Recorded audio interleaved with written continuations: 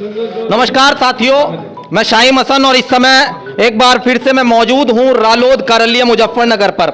यहां जो है समर्थक काफी देर तक इंतजार करते रहे, लेकिन पुलिस जो कानून व्यवस्था को देख रही है, और देखिए जब सत्ता में सरकार बीजेपी की ओर जीत जाए विधायक रालोद गठबंधन का, तो कहीं ना कहीं अधिकारियों पर दबाव बनता है, जिसका परिणाम यह हुआ कि अपने कार्यालय मुजफ्फरनगर नहीं आ सके जो मदन भैया हैं। जीतने के बाद उन्हें सीधा खतौली पहुंचा दिया गया, लेकिन यहां आना जरूरी था उनका, क्योंकि कार्यकर्ताओं का एक जोश जो था वो कहीं ना कहीं उत्साह कम होता है।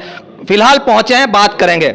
सर, जीतने के बाद आप सीधे खतौली गए, खतौली में किस तरह का उत्साह था? नहीं, खतौली हम नहीं गए। हमें तो एक्चुअली देखिए प्रशासन ने कहा जुलूस नहीं निकाल सकते, और वैसे भी देखिए जो भी नियम है हम उन नियमों का पालन करते हैं और प्रशासन का भी हम सहयोग करते हैं, और प्रशासन ने भी हमें सहयोग किया।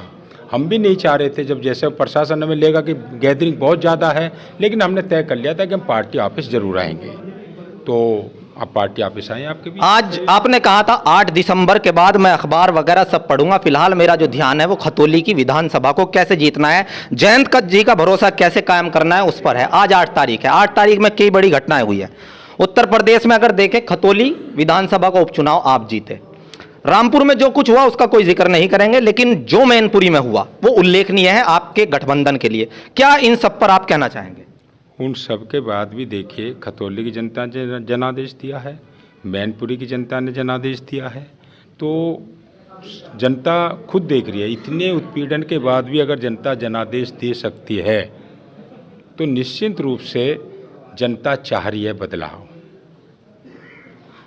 जनता तो बदलाव चाह रही है, महंगाई है, सब कुछ है। इन 8 को जिता दिया था, अब 9वें रत्न आप आ गए हैं मदन भैया, लेकिन जनता का क्या होगा? जनता देखिए, इन्होंने एक मुद्दा उठाया और उस पर महापंचायत भी की थी कि भैया ये जो मिल है मोड़ना वाली, इसको बढ़ा दीजिए। वहां पता लगा कि भाई वो ढाक के 3 पात। अब जैसे ये लगातार संघर्ष कर रहे हैं, कुछ हो नहीं रहा है, तो जनता तो पिसेगी ना।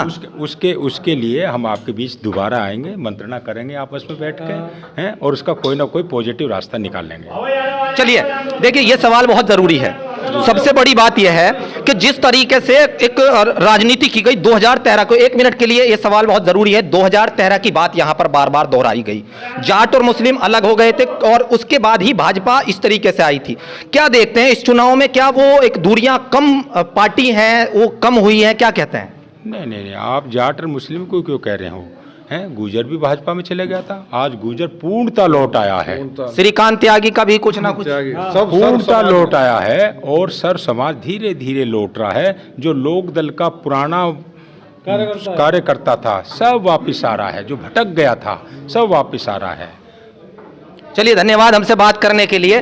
तो ये बातचीत यहाँ पर की है, दोबारा लौटे थे, लेकिन सबसे बड़ा सवाल जो है वो यही है कि जैसे मैंने लास्ट में पूछा कि जाट और मुस्लिम और जो अन्य जातियां थी, क्या वो एक साथ मिल पाएंगी, और 2024 का चुनाव आ रहा है उसमें क्या कुछ नया होगा? जिस तरीके से अभी हमारे एक साथी पत्रकार पूछ रहे थे कि वो जो विक्रम सैनी हैं, जिनकी पत्नी वहां से हारी है और जिनकी सदस्यता गई है, कि अगर जयंत मुजफ्फरनगर से चुनाव लड़ेंगे तो मैं उनको राह बता दूंगा, रास्ता बता दूंगा, इस तरीके से कहा था, लेकिन जवाब सबको मिल गया। चलिए, इसी तरीके से देखने के लिए जुड़ रहिएगा मेरे साथ। परफेक्ट खबर, आपकी आवाज आप